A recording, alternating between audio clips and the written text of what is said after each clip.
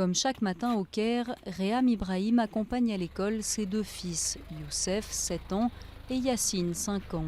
Ils fréquentent un établissement privé aux équipements ultra-modernes qui coûtent à leurs parents près de 2000 $ par an. J'ai mis mon fils dans une école privée parce que c'est difficile de l'envoyer dans une école publique.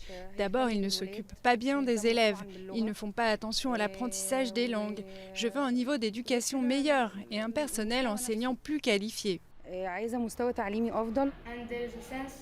Un ordinateur par élève et un maximum de 30 élèves par classe, des conditions de travail que l'on ne trouve pas dans le système d'éducation publique égyptien.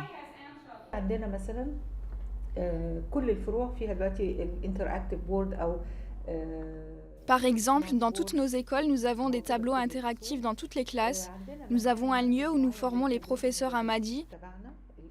Nous portons beaucoup d'attention à la formation des professeurs.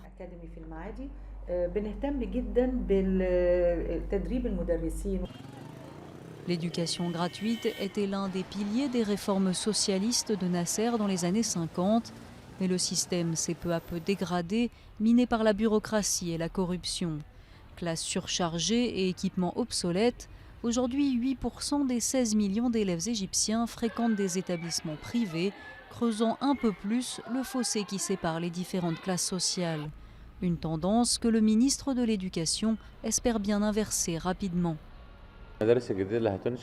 Les nouvelles écoles que nous allons construire seront appelées des écoles spéciales et elles seront aussi bien, voire mieux que les écoles privées.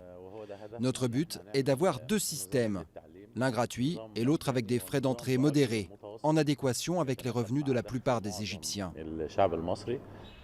Mais le chemin est encore très long. Selon un rapport du Forum économique mondial, l'Égypte arrive dernière du classement en ce qui concerne la qualité de l'éducation primaire.